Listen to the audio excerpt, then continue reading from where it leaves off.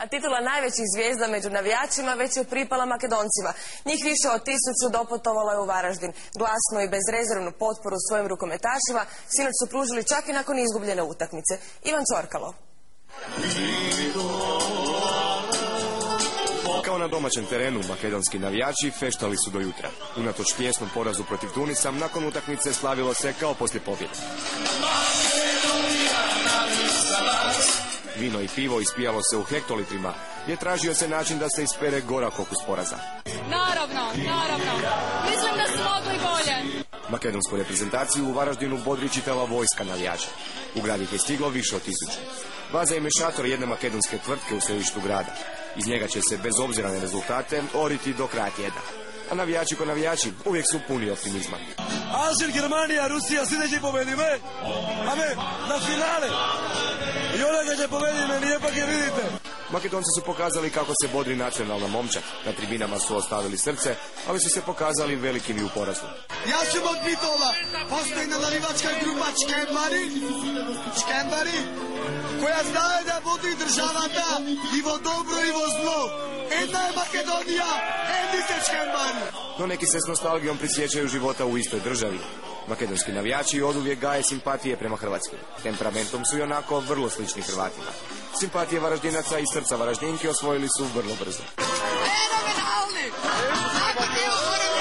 Nakon Hrvata, Makedonci zauzimaju drugo mjesto. Ako ovako slave nakon poraza, kako je tek poslije pobjede?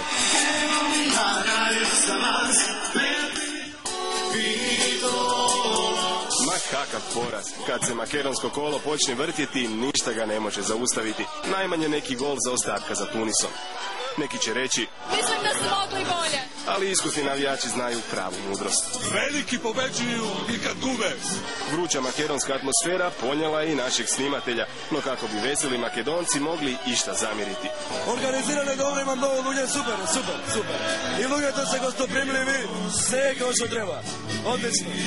U Poreču je pak bilo malo hladnije. U demontiranju Saudijaca nije bilo ni traga napetosti, pa kad već nije utakmica, hladnu norvešku krv ugrijao je alkohol.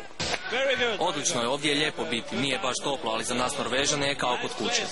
Još ćemo pobijediti Dance u zadnjoj utakmici i ići dalje. Prije no odu dalje naučit će stvari ili dvije o Hrvatskoj, a najvažnije lekcije već su svladali. Hrvatsko je pivo dobro, osobito nakon pravog istarskog pršuta. A imali su i Srbi razloga za slavlje. Tešku pobjedu nad Egiptom trebalo je proslaviti. Ekstra su nas primili, hala je fenomenalna, ljudi su gostoljubivi. Slovaci, i to barem 1000 njih, svoju su osječku utakmicu već odnavijali. Preko granice se slile i rijeka Mađara, njih najmanje 2000. Očekujem pobjedu Mađarske, ali i pobjedu u finalu prvenstva. Ambiciozni, ali i veseli, no za razliku od Slovaka, Francuza i Rumunja, veseli Mađari poslije svake utakmice vraćaju se kući.